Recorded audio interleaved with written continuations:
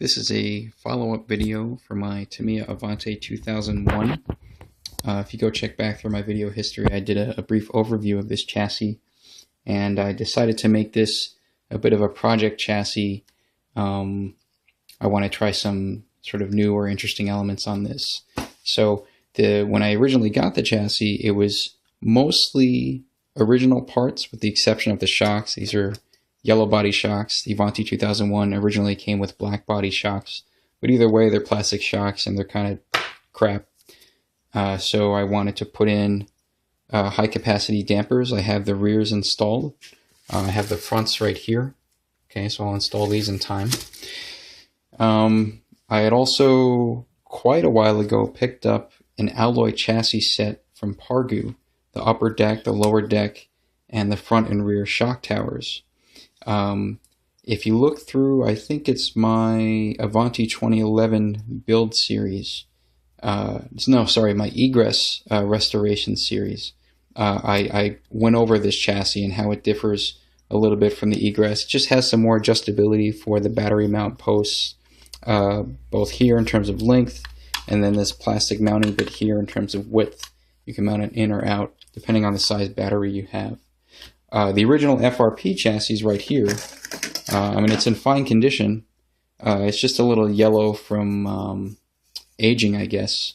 And I had thought about keeping this on there and using it as a runner because the FRP will flex a little bit more than alloy. But then we have to bear in mind that this chassis is longer than the Avante and a little bit, well, it's about the same width, but the length to width ratio is rather high. I also just wanted to put a nice clean chassis on here, and this alloy chassis is nice and clean. There's no scratches or signs of aging or wear and tear or anything. So I want to do a nice fresh clean build. The rear gearbox I had to replace. Luckily, when I got this chassis, it came with some spare parts. It came with a full spare rear gearbox. The front gearbox I will replace in time. I did order one. For now, I just have the original one on there just to hold everything together. But the under tray to the front gearbox is cracked when I took a closer look at it. So that needs to be replaced. I put ball differentials in it front and rear. When I got my egress, it came with some spare ball diffs, and I had to get a few spare diff parts for that. But I had the parts to basically make nice, fresh, new front and rear ball diffs, which are now in this guy. So it has front and rear ball diffs. I'm keeping the center ball diff. I have a one-way unit and a fully locking unit that I can install if I find that the center differential is not to my liking for this longer wheelbase. I do run it in my Avante 2011, which is a shorter wheelbase, and I'm okay with it. I am concerned that maybe that diff is slipping a little bit and we end up applying too much power to the front wheels, and I'm not getting full acceleration coming out of corners. Occasionally I have a punch issue approaching jumps and coming out of corners with that chassis, even though overall it drives fine. So we'll see what happens with this center ball diff. What else do I want to go over here? The rear hub carriers and front hub carriers right now are stock. I did order a set of Yeah Racing aluminum front and rear hub carriers, just like I have for my Avante 2011. The turnbuckles here, originally the chassis came with just these little tie rods. I replaced them with turnbuckles. The front and rear camber links use a 4mm thread. So I have the Lunsford Punisher 4x26mm turnbuckles, part 1032. Get one pair for the front, one pair for the rear, and you're good to go. For the steering link, I haven't reinstalled that yet, but the turnbuckles you would need here if you want to keep it stock or stock-like would be 3mm by 1 1/8 inch. At least that's the part that I will be using. Now, the steering rack on this is very much like the egress steering rack. It's almost exactly the same, or the racing steering set you can get for the Avante 2011, which is basically an egress steering rack. The only difference is this is not ball raced. It has bushings, and the plate here is FRP rather than carbon fiber. but otherwise it's exactly the same setup. So I will get ball bearings for this before installing it, and then put the turnbuckles on, and then this should be good to go. In putting the front together, I realized that I did not have an alloy Avante 2001 front shock tower. I do have, just so we can directly compare here, this is the FRP unit, the stock unit.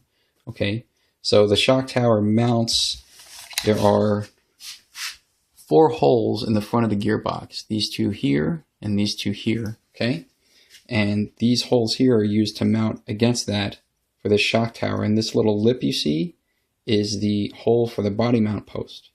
Now on the egress, and also on the Avante did not use any shock tower. The shock's just mounted on those holes. And on the egress, you have just 2 holes at the bottom that mount on the top holes in front of the gearbox. So in order to get this little bit here, there's a metal cross member that screws onto the top of the gearbox that you would use to mount the body clips through. So I have to get one of those in order to run an egress front suspension geometry. I thought I had an alloy Avante 2001 front shock tower, but I don't, or at least I could not find it. But I do happen to have a spare egress one lying around. And this is kind of a good thing because the egress suspension geometry is a little better. On the Avante 2001, let's see, if I mount it like this, the shocks are going to be much more laid down. So the bottom of the shock would mount here on the arm, and then the top would mount in this hole here. So it's still less laid down than an original Avante, but not nearly as stand-up like as an egress. Now, in using the egress shock towers, because the top mounts higher up, you need to mount the bottom inward from the suspension arm, right? There's a little hole here. It's this guy right here that you would normally put a ball stud into to mount the bottom of your shocks. Okay, and then the top would go onto your shock tower. Now in the egress, there was a little metal part. I forgot exactly what it's called, but there's a D8 and a D9 part, a left and right piece, and it basically pushes this hole out a little bit so that you can mount the shocks more stand up, and mount the top of the shock here without compromising on front ride height. Now those original parts are nearly impossible to find. They're very, very rare. And I saw one on eBay. I think it was a left or a right piece, and that one piece alone the person wants somewhere around $30. So it's kind of ridiculous. I did a little searching around, however, and it turns out that Fiberlight does happen to have made a carbon fiber sort of reproduction piece to fit here. And instead of having one mounting hole like the stock piece, it has 2 mounting holes for the bottom of the shock. So I'm going to contact them and see if I can order 2 pairs in case, they break or anything for this. And I have other Fiberlight things I want to get from my Laser ZX and a few other chassis. So eventually I'll make just a big order from them for a whole bunch of stuff, including those D8 and D9 replica pieces for the front here. So this is where I am right now. I have been using the Hex Heads hex screw set. So this is the same screw set that I had used on my Avante 2011 for that build. The screws here are, I think, higher quality screws than the hex screws kit. So let me pull out the hex screws kit here just a second. This is, the RC screws kit. These are both good kits, but in different ways. So the RC screws kit comes with most of the screws you need, plus washers and lock nuts, okay? And some Allen screws, or Allen keys, but you don't really need those if you have good drivers like this. So this is a full kit, okay? However, the screws themselves, they're good, but I don't think they're as strong as the hex head screws. This is, I think, a harder steel that they make these screws out of. However, when you get this kit, even though the screws are better, you do not get any lock nuts or washers. So You kind of have to use the stock lock nuts and the stock washers or any residual ones that you may happen to have from this kit here. The other thing is, this kit is for the original Avante.